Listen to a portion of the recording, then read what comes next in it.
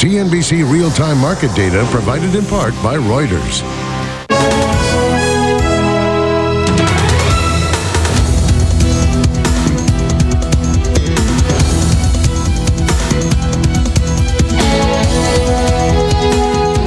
So you ever sat at a news desk before?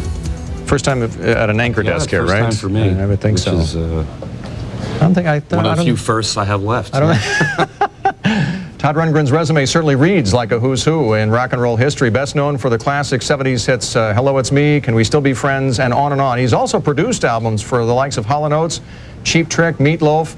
He penned music for several TV series, including Crime Story, Pee-wee's Playhouse. Just a few years ago, he made the jump from the studio to the internet. The launch of this online music site called Patronet, which we're going to talk about, allows fans to access an artist's songs as they're sort of being created, and he's here to talk about that, perform his new song inspired by his experiences in cyberspace, and we'll take some email questions. We welcome Todd Rundgren. Thanks for joining us. I know you had the long trip in from Virginia, too, to be here, so we appreciate that very much. My pleasure. Is it true, what I read in your resume, that you actually created what we now call Paintbox and sold it to Apple Computer?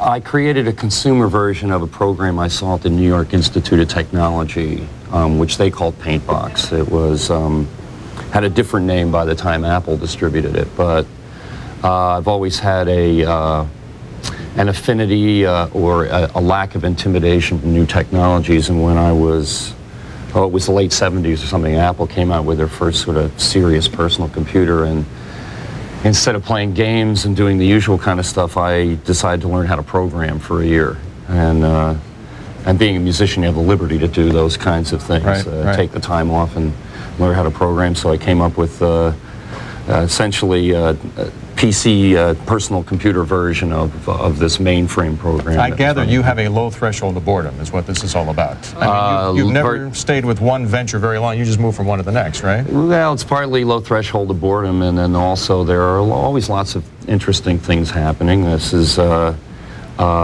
particularly kind of fecund time in human history, and thanks to the internet. The internet is one of those things. Talk about Patronet. I mean, what are you trying to achieve there? I mean, is this your version of how music should be distributed online? Well, I think a lot of things have happened since I originally came up with the idea of Patronet, which was initially supposed to be an alternative way for artists, particularly legacy artists like myself, to get underwriting to make new music. In other words, if you've been in the music business for a long time, it gets progressively harder to get a record deal and to develop audience and things like that, but you still have a committed following, and the internet made it possible to tie that following together into some significant numbers. Which you've done with Patronet, and now it was bought by Danny Goldberg's company, and you're still waiting for this to come up full speed right now. I mean, people go to patronet.com right now. You're still going to see the they're going to stand by till about July 1st. But you do it on a subscription basis where you can download whatever you're writing right now, right? Well, the first subscription period has sort of the first so-called year. It lasted a little longer than a year because of technological hang-ups and stuff. But the first group of people who essentially signed up to Patronet, they got to watch me live a musician's life for that subscription period, and anytime I came up with new music or discovered old music or anything that would be of interest to them from a musical standpoint, I deliver it to them immediately over the web. So I guess today the album that was the result of that process comes out. It's called One Long Year. There's a preview copy right there. There's no graphics on that, but won't have the graphics, but we do have the preview copy. Viewers have been emailing from all over the world, Todd, and I've got a few I would just get to very quickly. Here's one who says he's a bassist, guitarist, songwriter. He's got the next great American pop song in his back pocket.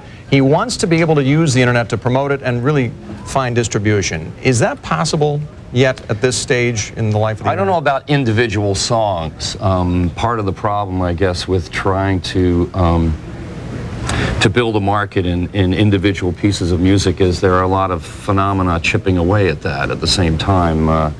MP3 and Napster and various other things that make the return on a single song kind of a dubious proposition. So, I mean, at this point, a lot of promise, but still have to wait for the technology and enough people to be available consumer-wise to make this a viable I think it's partly that, and partly we're in the middle of a change in consumer attitudes and sort of a consumer concept, in that my belief is that ultimately people will access music more like the way they access cable television, in that music will be an aggregated service. You pay a monthly fee and listen to all the music you want.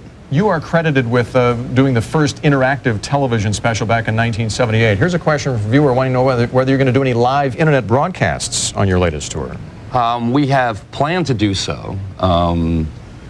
And we've also been documenting everything pretty thoroughly, so whatever isn't live, it will still get some exposure.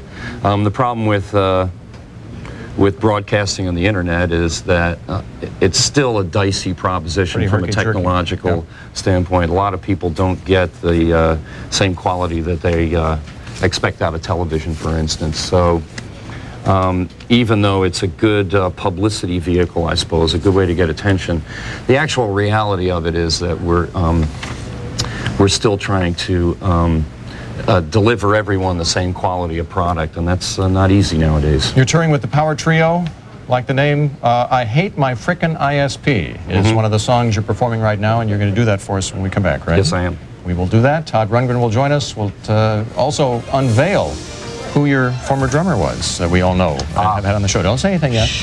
We'll be back with more Power Lunch in just a moment.